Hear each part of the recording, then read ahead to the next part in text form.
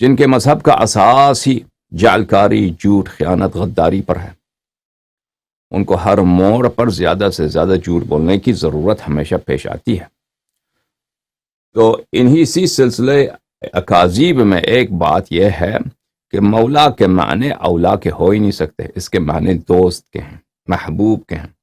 یعنی نبی کریم صلی اللہ علیہ وآلہ وسلم نے غدیر میں کیا فرمایا ہے؟ من کنت مولا فہذا علی علیہ السلام مولا، جس کا میں محبوب ہوں، امیر المؤمنین علیہ السلام اس کے محبوب ہیں۔ ٹھیک ہے، ظاہر میں یہ خبر ہے، خبر دے رہے ہیں کہ جس کا میں محبوب ہوں، امیر المؤمنین علیہ السلام بھی اس کے محبوب ہیں، لیکن حقیقت میں یہ انشاء ہے، یعنی ایک مطالبہ ہے، ایک امر، جو مجھ سے محبت کرتا ہے وہ ان سے محبت کرے۔ اب آگے جا کر ہم آپ کو بتائیں گے کہ دیکھیں ڈکشنریز میں، معاجم میں، لغت کے قاموسوں میں لفظ مولا کے متعدد اطلاقات بیان کیے گئے ہیں۔ یہ ابن عم پہ، چچا زاد بھائی پر، یا خود چچا پر، یا پڑوسی پر، یا متولی امر پر، یا آزاد کرنے والے پر، یا آزاد شدہ غلام پر، یا مالک پر، یا اللہ آپ کا بلا کرے محبوب پر، یا محب پر۔ تو اس کا اطلاق ہوتا ہے، یاد رکھیے ان چیزوں کا اہل لغت نے ذکر کیا ہے، لیکن ہم نے جہاں تک دیکھا ہے اور بہت دیکھا ہے، یعنی جو معتبر، معروف، مشہور لغت کے کتب ہیں، لغت ہم جب کہتے ہیں تو کہتے ہیں اس کا مطلب ہے ڈکشنریز، ٹھیک ہے، دیکھیں ہیں تو اس میں مولا کے محبوب کے معنوں میں ہے ہی نہیں ٹھیک ہے نا، جو ان کا اللہ نے ان کا منہ ایسا کالا کیا ہے، ڈکشنری لکھنے والے یہ خود، لیکن وہاں پر محبوب کے معنوں میں نہیں آیا ہے، ٹھیک ہے، محبوب پہ اطلاق نہیں ہے، اس کا اطلاق نہیں ہے، تو زیادہ جو قریب ہے وہ محب ہی رہ جاتا ہے، یعنی جو میں ان سے، جن لوگوں سے میں محبت کرتا ہوں، امیر المؤمنین علیہ السلام بھی ان سے محبت کرتے ہیں، اس طرح کا معنی ہوگا۔ لیکن انشاءاللہ تبارک و تعالی جیسا کہ ہم پہلے بھی کہہ چکے ہیں کہ اس معنی کے تعیین کے لیے جماعت عمریہ کے پاس صرف ایک دلیل ہے۔ وہ کون سی دلیل ہے عزیزو؟ وہ دلیل یہ ہے کہ صحابہ کے درمیان جھگڑا، رنجش، دل گرفتگی پیدا ہوئی۔ اگر آپ کو یاد ہو کچھ دن پہلے ہم نے تفصیل کے ساتھ بتایا کہ ان کا سب سے بڑا ہتھ کنڈا، سب سے بڑا ہتھیار کہ امیر المؤمنین علیہ السلام اور صحابہ کے درمیان رنجش ہوئی تھی، اور غدیر خم پہ مقام پہ یہ خطبہ اسی رنجش دور کرنے کے لیے القاء کیا گیا تھا، خطبے کا صدور اسی لیے ہوا تھا۔ تو اگر آپ کو یاد ہو تو ہم نے تفصیل سے آپ کو ان کے اپنی ہی کتب سے بتایا تھا کہ یہ کتنا ایک جھوٹا ادعا، کتنا کذب پر مبنی ایک ادعا، بے شرم لوگ کہ امیر المؤمنین علیہ السلام کے حق امامت کے انکار کے لیے اور کچھ چوروں کی عزت بچانے کے لیے، غاصبین فدق کے دفاع کے لیے، ان کے پاس جو راستہ ہے، جو راستہ اختیار کرتے ہیں، وہ کیا ہے؟ الکذب علی النبی صلی اللہ علیہ وآلہ، الافتراء علی النبی صلی اللہ علیہ وآلہ، جو کفر کی دلیل ہوتی ہے، نبی کریم صلی اللہ علیہ وآلہ وسلم سے جھوٹی نسبت دینا، جھوٹی بات کی نسبت دینا۔ ٹھیک ہے عزیزو، سمجھ میں آئے بات آپ کو؟ اچھا، اسی سلسلے میں عزیزو ان کا ادعا ہے کہ لفظ مولا ولی کے معنوں میں، اولا کے معنوں میں تو آتا ہی نہیں ہے، یعنی متولی امر، جو سب سے زیادہ حقدار ہے کہ متولی امر ہو، طاعت اس کے پاس ہو، ولایت اس میں جمع ہو، ولایت میں معنی ہے حق طاعت، حق تصرف اس کے پاس ہو، اولا ہو اس کام کے لیے، سب سے زیادہ حقدار ہو طاعت کا اور تصرف کا، یہ اس معنوں میں آتا ہی نہیں ہے، ٹھیک ہے نا۔ ان کے اکابر نے اس بات کا ادعا کیا ہے۔ تو ہم نے پچھلے لیکچر میں آپ کی خدمت میں کچھ حل پیش کیے تھے قرآن مجید فرقان حمید کے روح سے، اور ابھی ہمارا قرآنی بحث ختم نہیں ہوا ہے، یہ بہت طویل بحث ہے، اگر ہم چاہیں تو اس کو صرف قرآن ہی پر مزید 1 مہینہ بات کریں، ٹھیک ہے نا، لفظ مولا کے لیے۔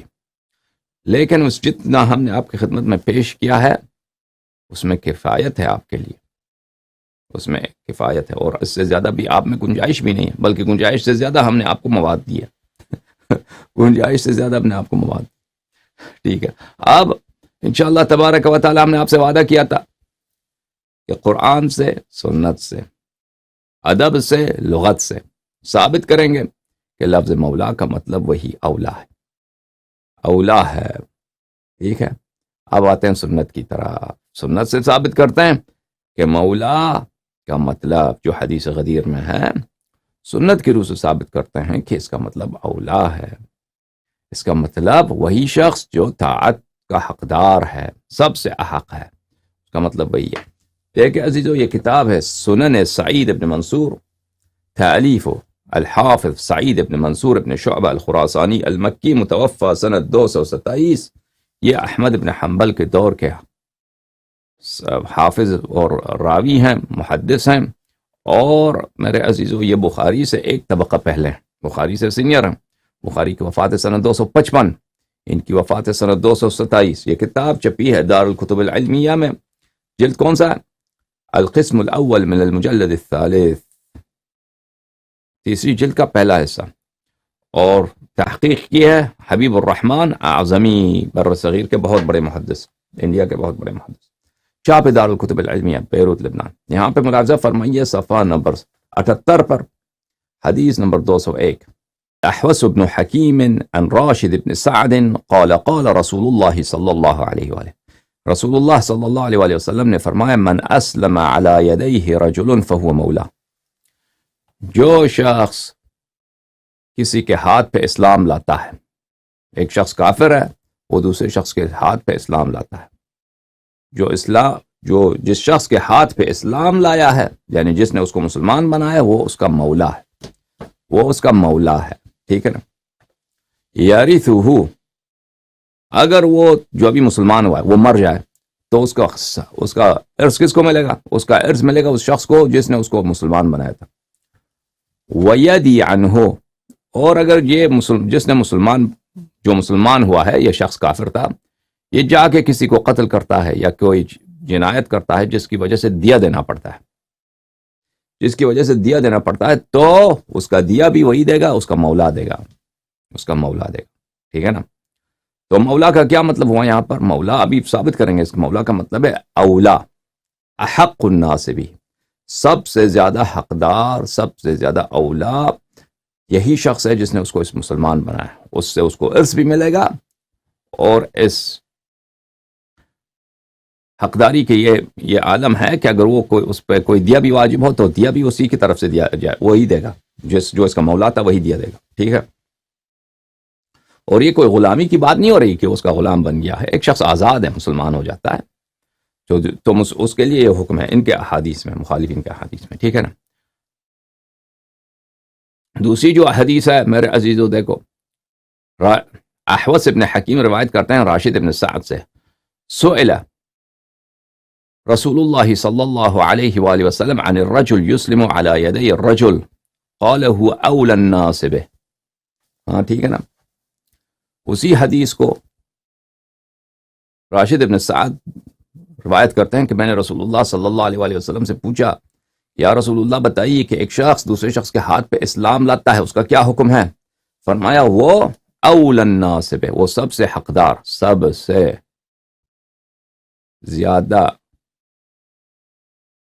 عربی زبان میں کہیں گے احق، احق کہہ دو، حقدار، حقدار ہے۔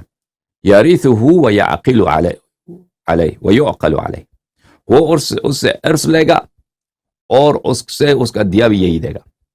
اقال بولتے ہیں کسی اون کو کسی جگہ باندھ دینا، کیونکہ پرانے زمانے میں دیا طلب کرنے کے لیے آتے تھے تو سواری کو ادھر باندھتے تھے، اون کو باندھتے تھے، جس شخص سے سواری دیا لینا ہے تو اس کے ساتھ گھر کے سامنے باندھتے تھے، تو اس لیے اس کو اقال کہا گیا ہے، دیے کو۔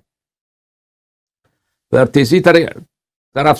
تیسری سے عبداللہ ابن موحب قاضی فلسطین روایت کرتے ہیں تمیم الداری سے، جو صحابی ہیں، میں نے رسول اللہ صلی اللہ علیہ وآلہ وسلم سے پوچھا کہ عن الرجل یسلم علی ید الرجل، ایک مسلمان ایک شخص کسی کے ہاتھ پہ مسلمان بن جاتا ہے تو رسول اللہ صلی اللہ علیہ وآلہ وسلم نے فرمایا هو اول الناس بمحیاہ ومماتہ، وہ سب سے زیادہ حقدار شخص ہے اس کے زندگی میں، ٹھیک ہے نا، اور اس کے موت میں۔ زندگی میں اگر کوئی جنایت کرے دیا دینا پڑے گا، مر جائے تو اس کو ارث ملے گا۔ اچھا، اسی حدیث کو ملاحظہ فرمائیے صحیح سند کے ساتھ کتاب المصنف للصنعانی الجزء السادس، وہ حدیث جو تھا احوص ابن حکیم کی وجہ سے اس میں کچھ ضعف تھا، دو پہلے جو 2 حدیثیں تھیں، اچھی بات ہے، لیکن ابھی ہم دکھائیں گے آپ کو یہ مصنف صنعانی سے یہ حدیث صحیح ہے، اس کے سند میں کوئی اشکال نہیں ہے۔ للحافظ الکبیر عبد الرزاق الصنعانی الجزء السادس تحقیق حبیب الرحمن العظمی، چھاپ المکتب الاسلامی، ملاحظہ فرمائیے یہاں صفحہ نمبر 20، من اسلم علی یدہ رجل فهو مولا، جو شخص کسی کے ہاتھ پہ مسلمان بن جائے تو وہ جس نے اس کو مسلمان بنایا ہے وہ اس کا مولا ہے۔ روایت کرتے ہیں حدثني عبداللہ ابن موہب عن تمیم الداری قال قال رسول اللہ صلی اللہ علیہ وآلہ، رسول اللہ صلی اللہ علیہ وآلہ وسلم نے فرمایا من اسلم علی ید رجل، جو شخص کسی کے ہاتھ پر مسلمان ہو جائے، کسی کے بیان سے، اس کے ارشاد سے مسلمان بن جائے، تو جو اس کو مسلمان بنانے والا ہے وہ اس کا مولا ہے۔ مولا کا کیا مطلب ہے؟ اس کا دوست ہے، اس کا دوست ہے، اس کا ناصر ہے، ٹھیک ہے نا، سب مسلمان اس کے دوست ہیں، یہ کیا بات دوست ہے، ناصر ہے، اس کا پڑوسی ہے، اس کا ابن عم ہے، اس کا خالو ہے، نہیں، مولا ہو۔ خود سفیان الثوری نے اس حدیث کی شرح کی ہے، قال ابن مبارک، یہ اخبرنا ابن مبارک راوی ہے، اس نے کہا اس کا مطلب یہ ہے مولا ہے وَيَرِثُهُ إِذَا لَمْ يَكُنْ لَهُ وارث، اگر وہ مر جائے اس کی کوئی وارث نہیں ہے، جو مسلمان ہوا تھا اس کے ورثہ سب کافر ہیں، کافر تو مسلمان سے ارث نہیں ملتا ہے، گھر والے اس کے مسلمان نہیں ہو یا اس کے گھر والے ہیں ہی نہیں، ٹھیک ہے نا، تو ارث کس کو ملے گا؟ وہی جو اس کا مولا ہے، اول الناس، سب سے زیادہ حقدار ہے۔ فذکرت للثوری، پھر میں نے اس حدیث کو سفیان ثوری کے لیے ذکر کیا کہ ایسی روایت ہے، تو اس نے کہا اس سے اس کو ارث ملتا ہے، یرثہ هو احق من غیرہ، ٹھیک ہے نا، احق من غیرہ۔ سفیان ثوری نے بھی مولا کا شرح کیا ہے، ہم نے پہلے آپ کو اگر یاد ہو پچھلے لیکچر کے شروع میں ہم نے بالاختصار بتایا تھا کہ مولا کا مطلب ہے اولا، مولا کا مطلب ہے اولا، اور اولا کا کیا مطلب ہے؟ احق الناس، احق الناس، ٹھیک ہے نا۔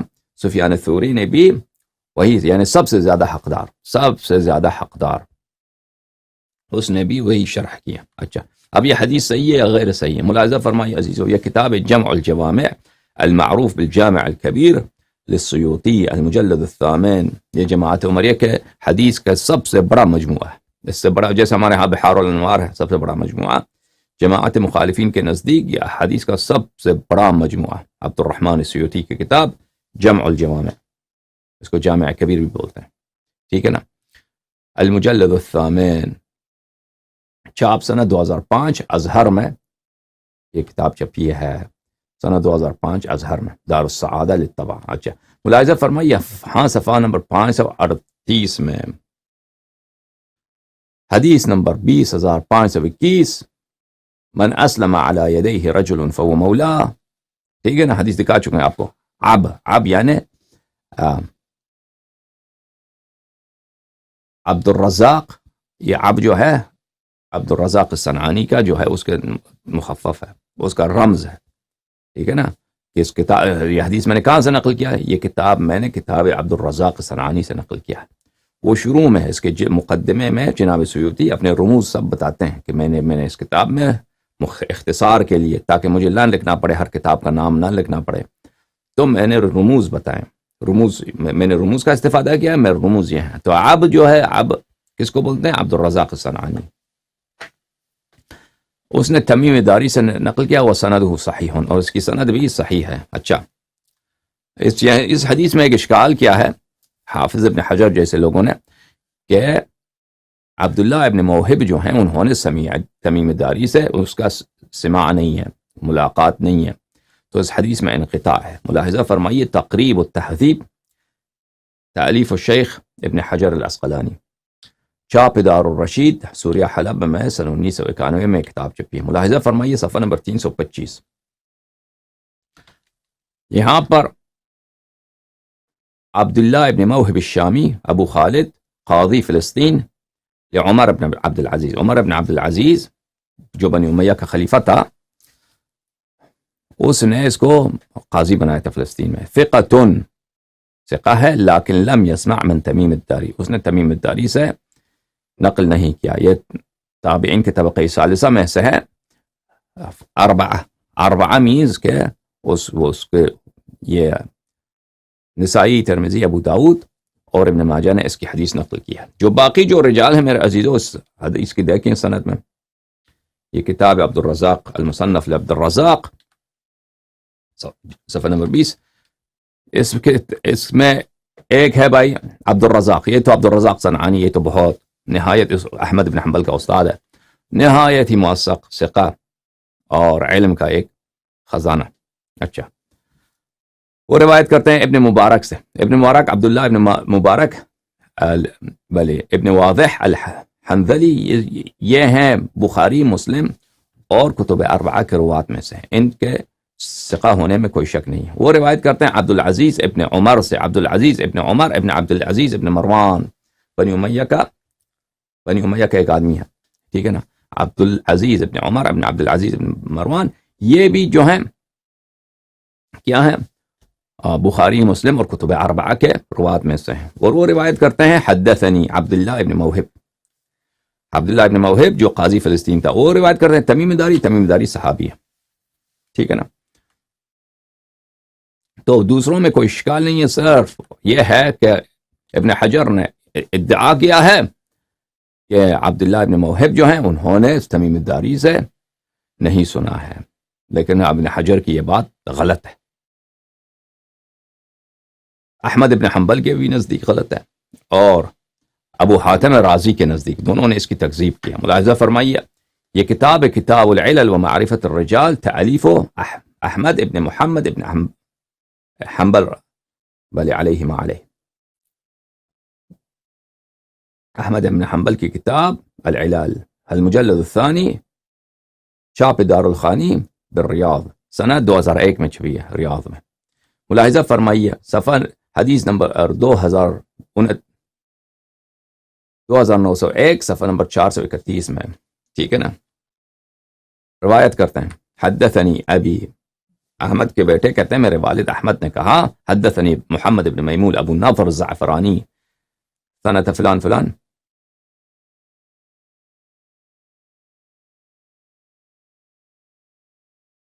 سنہ 183 میں. زعفرانی صاحب نے صفحہ 183 میں، من کتابہ حدثنا عبد العزیز ابن عمر ابن عبد العزیز عن عبداللہ ابن موہب عن تمیم الداری قال، میرے والد نے کہا لا اعلمہ الا قد لقیہ. دیکھیں اس نے کہا مجھے یقین ہے، لا اعلمہ الا قد لقیہ، مجھے یقین ہے کہ اس نے ملاقات کی ہے. کن سے ملاقات کی ہے؟ اس کی لقاء ہے. کن سے؟ تمیم الداری سے. لذا یہ ادعا کرنا کہ اس نے کا استماع نہیں ہے، یہ غلط بات ہے. احمد ابن حنبل نے اس کی تکذیب کی ہے. اچھا، پھر وہی حدیث ہے، یا رسول اللہ صلی اللہ علیہ وآلہ وسلم، اگر ایک شخص کفار میں سے ہے اور ایک مسلمان کے ہاتھوں میں وہ مسلمان بن جاتا ہے تو اس میں حکم کیا ہے، سنت کیا ہے؟ قال هو اولی الناس بمحیاہ و مماتہ، وہ اولی الناس. دیکھیں عزیزو، ایک حدیث میں ہے اولا، دوسری حدیث میں ہے کیا؟ مولا. تو یہ اسی لیے ہے کہ یا تو رسول صلی اللہ علیہ وآلہ وسلم نے ایک دفعہ دو مقامات پر، ایک دفعہ مولا کہا، ایک دفعہ اولا کہا، کیونکہ دونوں کے معنی ہی ایک ہیں، ٹھیک ہے نا. یا یہ تروات میں سے جو عرب تھے، تمیم الداری یا عبداللہ ابن موہب جو قاضی تھا، یہ سب عرب ہیں، انہوں نے نقل بمعنی کیا ہے، مولا کو اولا کے معنوں میں یا اولا کو مولا کے معنوں میں نقل کیا ہے. بہرحال اس سے ثابت ہوتا ہے کہ مولا اولا کے معنوں میں ہے. یا تو رسول پاک صلی اللہ علیہ وآلہ وسلم نے ایک ہی جملہ دو الفاظ کے ساتھ جو مترادفین ہیں بیان فرمایا ہے دو مختلف دفعوں پر، یا کہ روات نے اس کو نقل بالمعنی کیا ہے. اچھا، یہ کتاب العلل للحافظ ابی محمد عبد الرحمن ابن ابی حاتم رازی. ابن ابی حاتم کی کتاب العلل، المجلد الرابع، سنہ 2006 میں یہ کتاب چھپی ہے. ملاحظہ فرمائیے یہاں پر صفحہ نمبر 560 روایت نمبر 1642 سألت ابی ابن ابی حاتم کہتے ہیں میں نے اپنے والد ابو حاتم رازی جو بخاری مسلم سے سینئر ہیں, احمد ابن حنبل کے دور کے آدمی ہیں اور معرفت الرجال میں ان کا کوئی ثانی نہیں ہے, میں نے اسی حدیث کے متعلق پوچھا کہ تمیم الداری سے روایت ہے فی الرجل یسلم علی یدی الرجل, اسی حدیث کے متعلق میں نے پوچھا. قال ابی میرے والد نے کہا کہ میں نے ایک سند سے روایت کی پوچھا تو میرے والد نے بہتر سند مجھے سنا. قال حدثنا ابو نعیم نے روایت کی عبد العزیز ابن عمر ابن عبد العزیز ابن مروان نے خلیفہ رہ چکا ہے, ٹھیک ہے نا. ابو نعیم عبد العزیز سے عن ابن موہب, وہی عبداللہ ابن موہب جن کے متعلق حافظ ابن حجر نے کیا کہا کہ ان کی سماع نہیں ہے, کن سے؟ ان کی سماع نہیں ہے تمیم داری سے, ابن موہب. ملاحظہ فرمائی قال سمعت تمیم الداری عن النبی صلی اللہ علیہ وآلہ وسلم, اس میں تصریح ہے سمعت میں نے سنا ہے, میں نے خود سنا, ٹھیک ہے نا, اس میں عنعنہ بھی نہیں ہے, اس میں تصریح ہے بالسماع. تو پھر ابو حاتم الرازی اور احمد بن حنبل کے نزدیک یہ اس حدیث میں کوئی انقطاع نہیں ہے, اس نے ملاقات ہے, ان سے سنا ہے. اچھا, عن النبی صلی اللہ علیہ وآلہ وسلم قال ابی ابو نعیم احفظ واتقان, میرے والد نے کہا کہ یہ سند ابو نعیم سے نقل کرو, یہ بہتر ہے جو یہ حدیث, ٹھیک ہے. اچھا, یہی حدیث دوسری سند کے ساتھ آپ کو دکھاتے ہیں, ایک اور سند کے ساتھ. المعجم الكبیر للحافظ ابی القاسم سلیمان ابن احمد الطبرانی جزء الثامن چھاپ مکتبہ ابن تیمیہ, یہاں صفحہ نمبر 223 حدیث رقم 7781 روایت کرتے ہیں عن ابی امامہ الباہلی جو ایک صحابی ہیں. قال رسول اللہ صلی اللہ علیہ وآلہ وسلم, سید الرسول صلی اللہ علیہ وآلہ وسلم نے فرمایا من اسلم علی یدی رجل فهو مولا, ایک شخص دوسرے شخص کے ہاتھ میں مسلمان بن جاتا ہے تو جس نے اس کو مسلمان بنایا ہے وہ تازہ مسلمان آدمی کا کیا ہے؟ مولا ہے, مولا, ٹھیک ہے نا.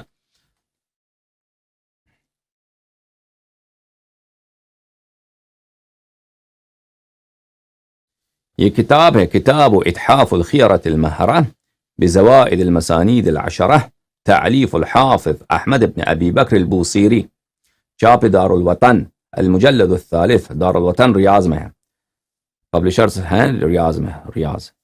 سنہ 1999 میں کتاب چھپی ہے 1420 میں. باب المیراث بالولا, میراث بالولا, ولا الاسلام, کہ ایک شخص دوسرے شخص سے اول الناس بن جاتا ہے, اول الناس بن جاتا ہے, مولا بن جاتا ہے, اس کا سب سے زیادہ حقدار بنتا ہے, اس کا مولا بنتا ہے, وہ سب سے زیادہ حقدار بنتا ہے میراث کا. کوئی بھی حادثہ پیش آئے اس کی جانب سے دینا پڑتا ہے. یہ اس کے احادیث جمع کیے ہیں اس نے. اچھا, حدیث نمبر 1 عن عبداللہ ابن موہب عن تمیم الداری, وہی حدیث. سألت رسول اللہ صلی اللہ علیہ وآلہ وسلم عن المشرک یسلم علی ید الرجل, ایک مشرک ایک مسلمان کے ہاتھ پر مسلمان بن جاتا ہے. ما السنت فی, اس میں حکم اسلام کیا ہے؟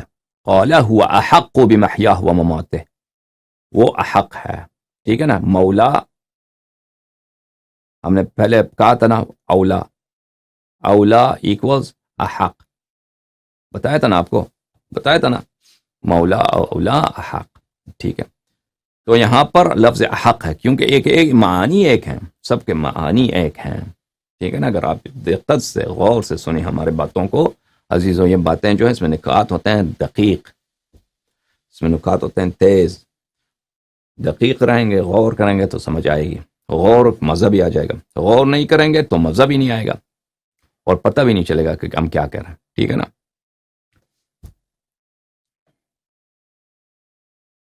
ہذا اسناد رجالہ ثقات, یہ حدیث ایسی ہے کہ اس کے رجال سب ثقات ہیں. اچھا, پھر دوسرے میں حدیث احوس ابن حکیم عن راشد ابن سعد قال قال رسول اللہ صلی اللہ علیہ وآلہ, یہ حدیث کون ہے؟ سنن سعید ابن منصور, سنن سعید ابن منصور ہے. من اسلم على يديه رجل فهو مولاه يرثه ويؤدي عنه, هذا اسناد رجال, یہ بھی اس کی بھی تصحیح کر دی انہوں نے، اس کے بھی سب رجال ثقات ہیں، اچھی بات ہے۔ تو یہ سب آپ کے لیے سامنے ہم نے پیش کیا۔ من اسلم علی یدیہ رجل فهو مولا، ثابت ہے، حدیث صحیح ہے۔ اچھا، یہ اسی احادیث کو ابن ماجہ، ابو داود، نسائی وغیرہ نے نقل کیا ہے، اسی حدیث کو، ان کے الفاظ دیکھتے ہیں۔ ملاحظہ فرمائیے، یہ کتاب ہے سنن ابن ماجہ، چاپ دار الفکر سنہ 1424 میں۔ ملاحظہ فرمائیے یہاں پر صفحہ نمبر 637 میں، حدیث نمبر 2752، عبد العزیز ابن عمر روایت کرتے ہیں عبداللہ ابن موہب سے، سمعت تمیم الداری یقول، تمیم داری سے میں نے سنا، قلت یا رسول اللہ صلی اللہ علیہ وآلہ وسلم، عرض کیا میں نے، مس سنت فی الرجل من اہل الکتاب، ایک شخص اہل کتاب میں سے ہے، اہل کتاب میں سے ہے، ٹھیک ہے نا، یسلم علی یدی الرجل، کسی کے شخص کے ہاتھ پر اس کی وجہ سے مسلمان بنتا ہے، قال هو اولی الناس بمحیاہ ومماتہ، فرمائے کہ وہ اولی الناس ہے، ٹھیک ہے نا، مولا کہا، اسی میں اولا کا، تو پتہ یہ چلا کہ مولا اور اولا ایک ہی معنوں میں آتے ہیں۔ کیوں؟ وجہ کیا ہے؟ وجہ یہ ہے کہ یا تو یہ اختلاف فی اللفظ، یہ الفاظ میں اختلاف، کہ ایک میں مولا ہے، ایک میں اولا ہے، ایک میں حق ہے، یا تو رسول پاک صلی اللہ علیہ وآلہ وسلم کے اپنے کلمات ہیں، ٹھیک ہے نا، ہم جماعت عمریہ کے مبنا پہ بات کر رہے ہیں، ٹھیک ہے نا، ہمارے نزدیک تو ان باتوں کی ضرورت نہیں ہے، ان کے نزدیک یہ احادیث صحیح ہیں، ان کے وجہ نظر سے ان کے لیے بات کر رہے ہیں، ہمارے نزدیک تو جماعت عمریہ کے احادیث کی کوئی اہمیت ہی نہیں ہے بھائی، وہ بھی بتائیں گے نا جب کہ ان کے احادیث کی جرح کریں گے کہ ان کے احادیث کی تاریخ کیا ہے، اور اس طرح جرح کریں گے عزیزو، اس طرح جرح کریں گے کہ ان کے پاس کوئی حدیث بچے گی نہیں، ٹھیک ہے نا، جب ہم ان کا عقیدہ قرآن کے متعلق بیان کریں گے، اور جھوٹ بھی نہیں کہیں گے کہ ہم جھوٹ بولنے کی ضرورت کیا ہے، سب دنیا کے سامنے آ کر اتنے علماء دیکھتے ہیں اس پروگرام کو، اہل علم دیکھتے ہیں، ان کے سامنے ہم جھوٹ بولیں اور چھپائیں گے بھی نہیں، حقائق کو گول کر کے بھی، کہ مثلا ایک بات بتاؤ دوسری بات نہ، وہ بھی نہیں کریں گے، حقائق بتائیں گے قرآن کے متعلق، اور پھر سنت میں ان کے پاس کچھ بھی نہیں ہے عزیزو، کچھ بھی نہیں ہے، یاد رکھو،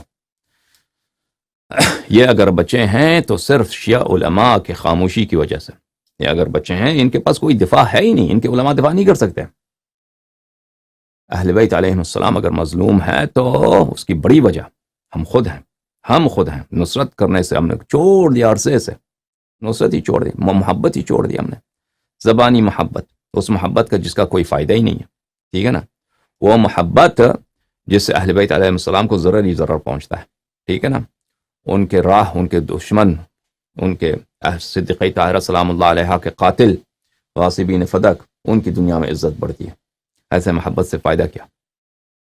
یہ محبت ہی نہیں ہے۔ رسول اللہ صلی اللہ علیہ وآلہ وسلم نے جو محبت اور ولا کی ترغیب دی ہے، اس کا ایک بہت بڑا عنصر ہے نصرت، اس کا ایک بہت بڑا عنصر ہے نصرت، یہ نہیں کہ تو صرف دل میں محبت کرو، جان فدا کرو، اس کے لیے تڑپو، اس کے لیے وقت لگاؤ، سرمایہ لگاؤ، کام کرو۔ میں بار بار کہتا ہوں کہ جماعت مخالفین ان کے پاس کچھ بھی نہیں ہے، کچھ بھی نہیں ہے، ان کے عقائد میں اتنے تناقضات، اتنی احمقانہ باتیں، ایک بالکل کامیڈی، میں توہین کے لیے نہیں کہہ رہا ہوں، حقیقت یہ ہے ان کے مذہب میں کچھ بھی نہیں ہے، سمجھ میں آ رہی نا بات آپ کو؟ کامیڈی اندر کامیڈی، ان کے اپنی دفاع کے لیے کچھ بھی نہیں ہے، لیکن اگر بچے ہیں، وہ کس لیے بچے ہیں؟ بچے ہیں اس لیے انہی جھوٹوں کو، اکاذیب کو تکرار کرتے ہوئے، ان کو مشہور کرتے ہوئے ایک جانب سے، اور دوسری جانب سے شیعہ علماء نے انہوں نے بھی اکاذیب قبول کیا نا، اکاذیب اتنے اچھے ہیں ان کے کہ شیعہ علماء بھی سمجھتے ہیں کہ ان کا کوئی جواب نہیں ہے، نہ جواب دینے کی وہ ہمت کرتے ہیں، نہ جواب دینے کی کوشش کرتے ہیں، خاموش ہیں، وَاعْتَصِمُوا بِحَبْلِ اللَّهِ جَمِيعًا وَلَا تَفَرَّقُوا، جہاں پہ تقیہ کرنا حرام ہوتا ہے وہاں پہ بھی یہ حق اہل بیت علیہ السلام میں خیانت، غداری کر کے اس کو چھپاتے ہیں۔ بہرحال وہ اولی الناس بمحیاہ ومماتہ، یہ حدیث کیا صحیح ہے؟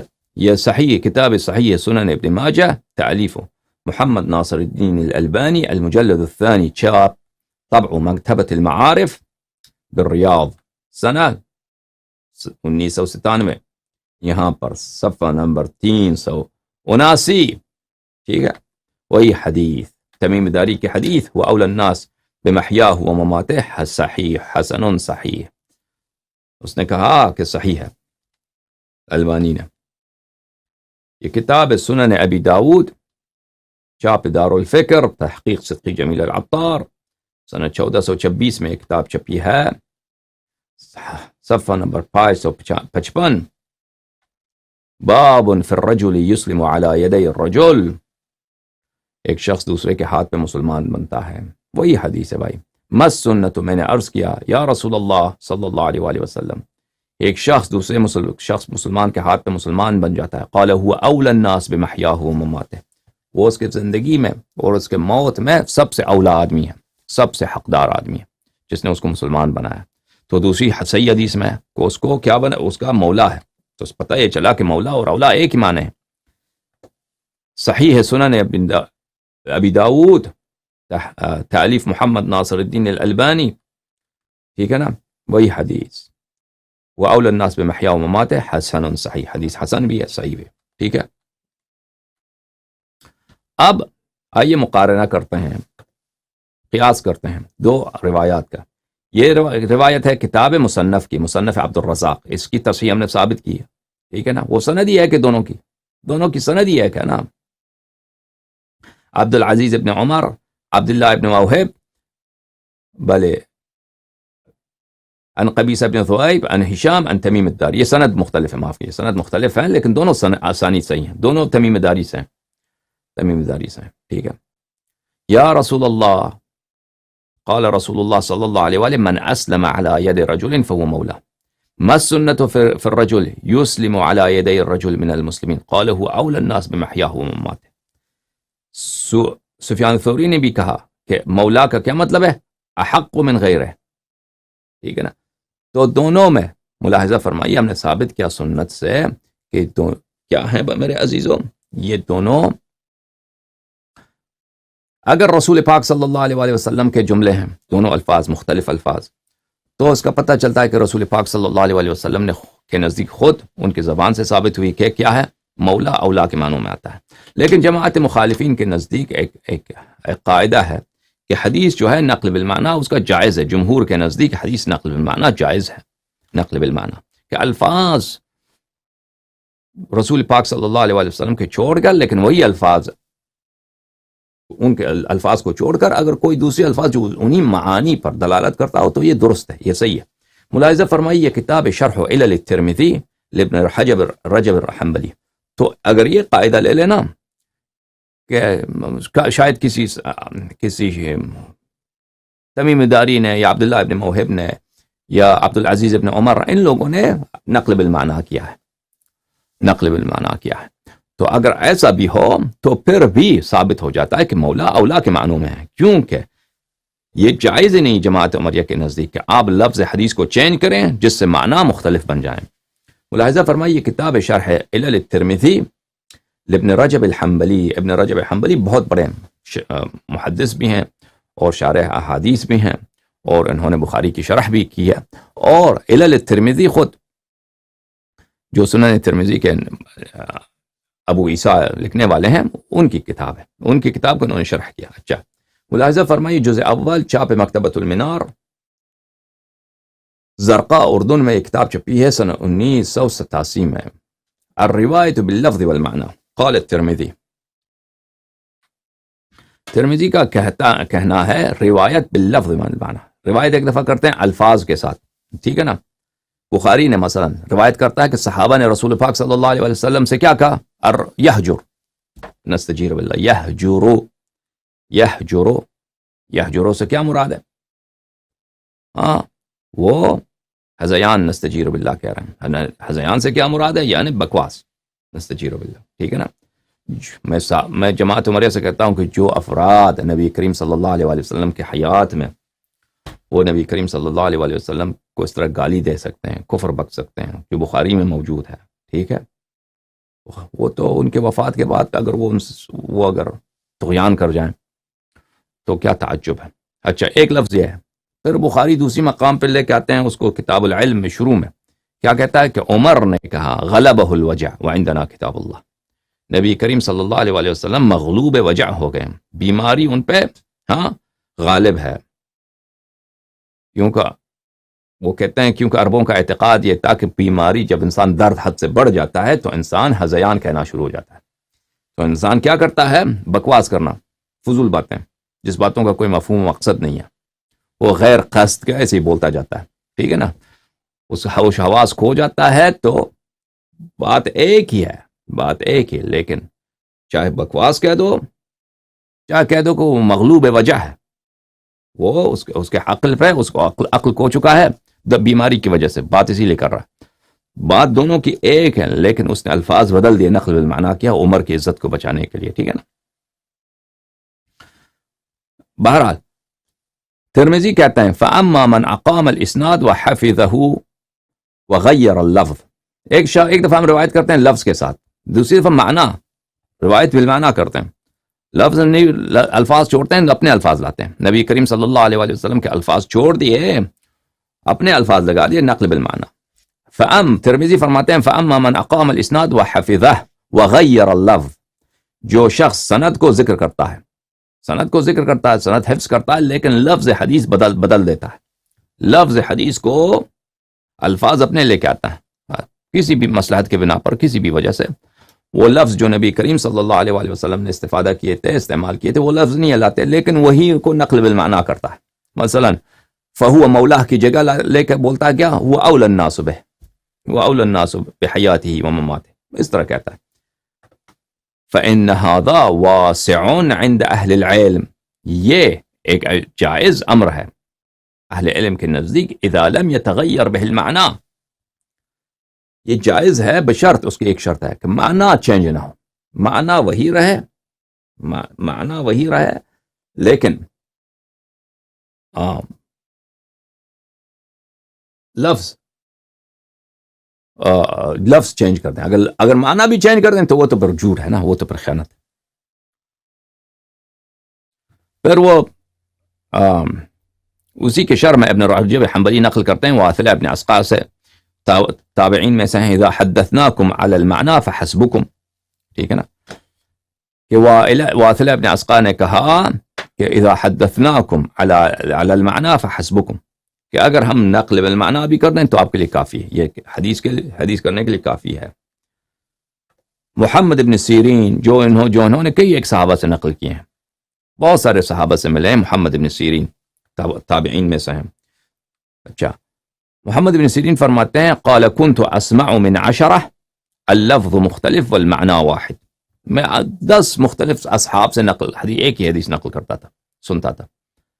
صحابہ 10 ہوتے تھے، الفاظ مختلف لیکن معنی ایک ہی ہوتا تھا. وہ ایک ہی حدیث کو مختلف الفاظ کے ساتھ نقل کرتے تھے، الفاظ اپنے لاتے تھے، معنی رسول اللہ صلی اللہ علیہ وآلہ وسلم کے ہوتے تھے.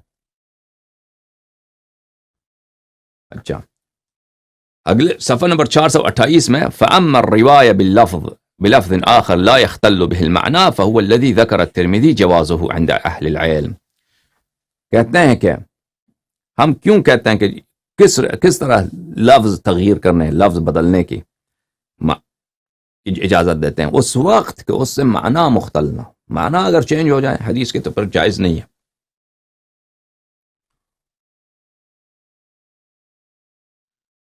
یہ کتاب ہے علوم الحدیث لابن الصلاح الشہرزوری، مقدمۃ فی علوم الحدیث، تحقیق نور الدین عطر.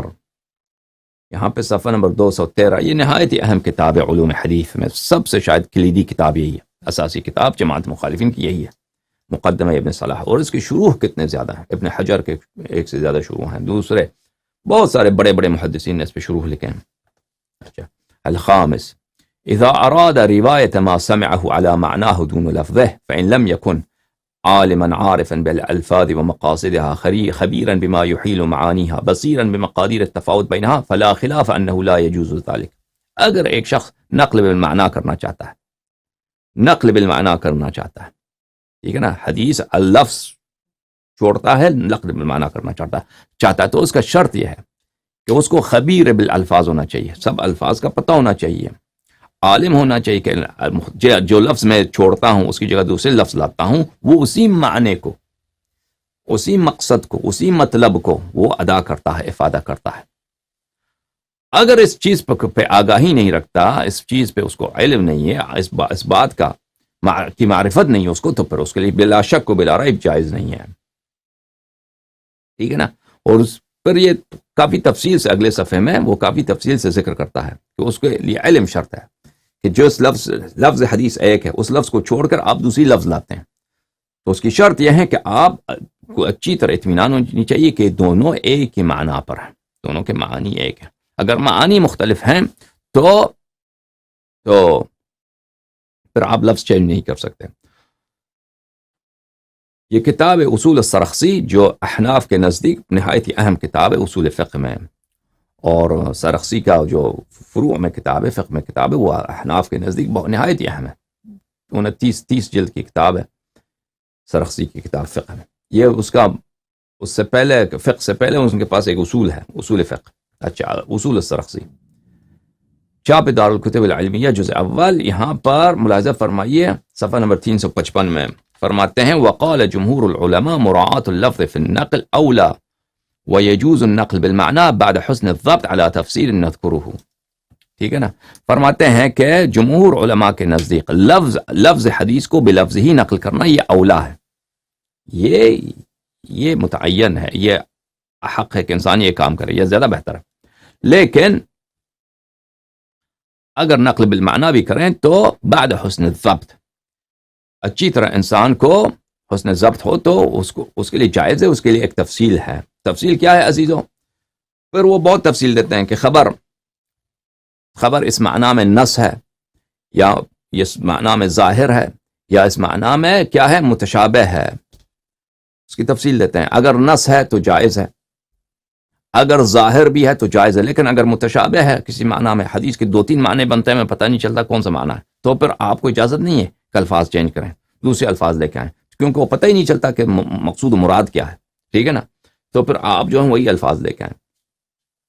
تو بہرحال ان باتوں سے کیا ثابت ہوا میرے عزیزوں؟ ان باتوں سے یہ ثابت ہوا کہ نقل بالمعنی، اگر ہم یہ مان بھی لینا کہ یہ الفاظ رسول پاک صلی اللہ علیہ وسلم کے نہیں ہیں، پہلی بات تو یہ ہے کہ دونوں احادیث صحیح ہیں، دونوں، جس احادیث میں لفظ مولا آیا ہے وہ بھی صحیح ہے، جن احادیث میں لفظ اولا آیا ہے وہ بھی صحیح ہے۔ تو رسول پاک صلی اللہ علیہ وسلم نے خود مولا اور اولا کو ایک ہی معنوں میں استعمال کیا اپنے سنت میں۔ اس سے ہاتھ بھی اٹھائیں نا، اس بات سے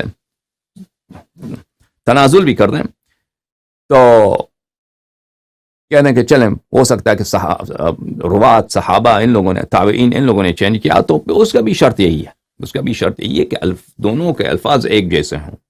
تو اتنے کبار محدثین کے نزدیک، احمد بن حنبل کے نزدیک، عبد الرزاق صنعانی کے نزدیک، اللہ آپ کا بھلا کرے،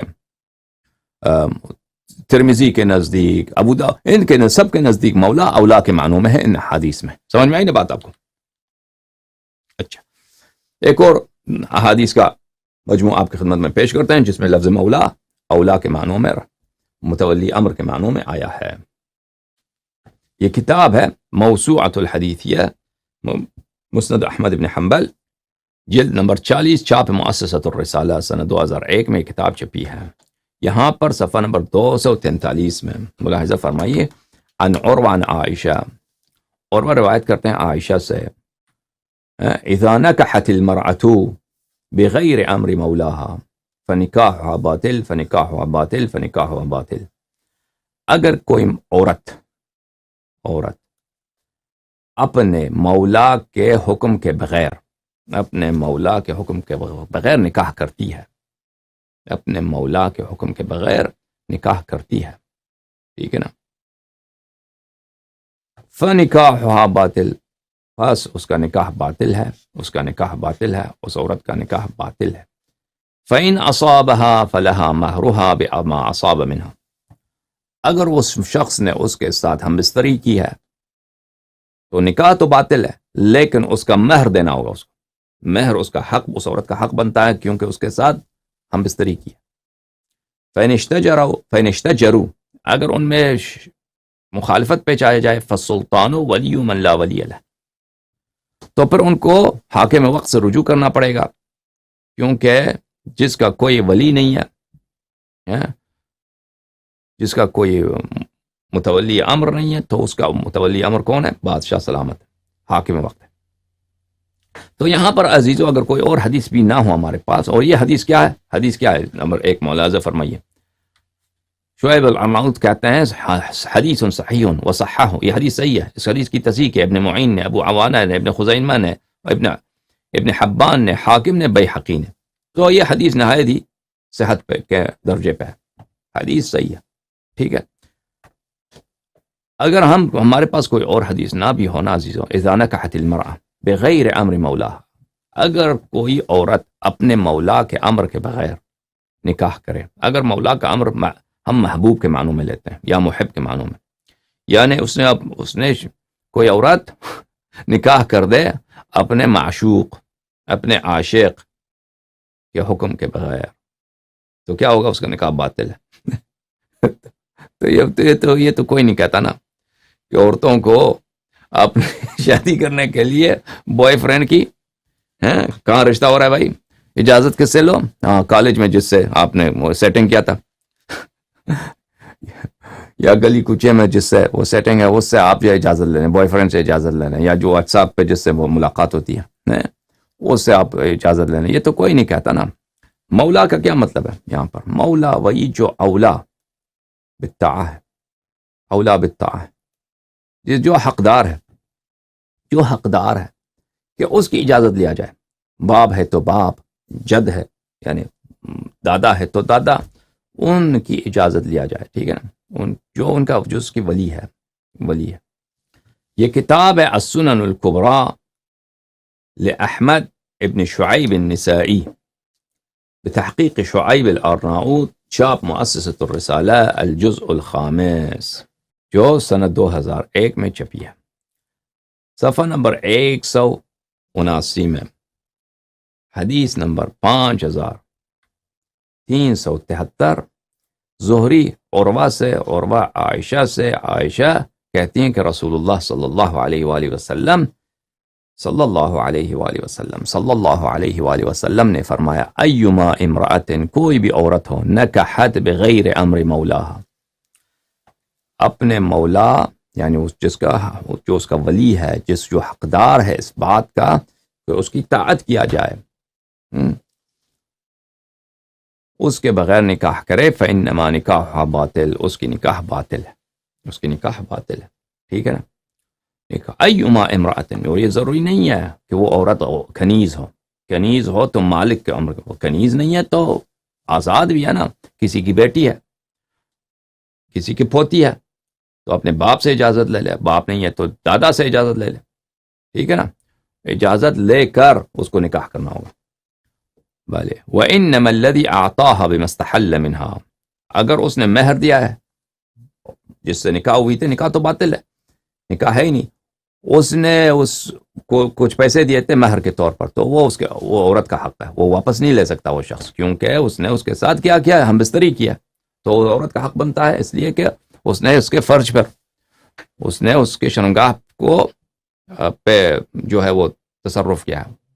اگر ان میں جھگڑا ہو جائے کہ اس کی ولی ہے یا نہیں ہے، فذلک الی السلطان، اگر جھگڑا ہو جائے کہ اس کا کوئی ولی ہے، کوئی مولا ہے یا نہیں ہے، تو وہ حاکم وقت کے پاس جائیں گے، والسلطان ولی من لا ولی لہ، کیونکہ حاکم وقت جو ہوتا ہے ہمارے نزدیک تو امام ہے، امام علیہ السلام ولی من لا ولی لہ، حاکم وقت جو ہے وہ متولی امر ہے، یہاں پہ ولی بھی متولی امر کے معنوں میں، نہ بوائے فرینڈ کے معنوں میں، متولی امر ہے، یعنی ایک عورت ہے، اس کا باپ بھی نہیں ہے، دادا بھی نہیں ہے، کوئی بھی نہیں ہے، تو اس کی اجازت، کس کی اجازت سے وہ شادی کرے گی؟ ہاں، وہ سلطان وقت کی وجہ کی اجازت سے۔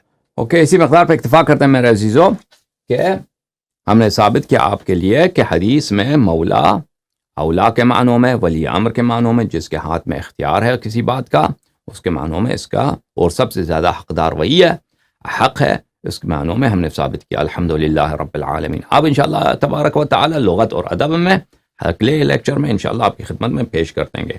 اب فی الحال ہم آپ کے فون کالز کا جواب دیتے ہیں مختصر۔ اگر آپ کے پاس کوئی اعتراض ہے، سوال ہے ہمارے ان باتوں پر، بالخصوص اس موضوع پر، تو ہم آپ کی خدمت میں حاضر ہیں باذنہ تعالی، اللہ تعالیٰ کے توفیق سے۔ اللہم صلی علی محمد وآل محمد وعجل فرجہم الشریف۔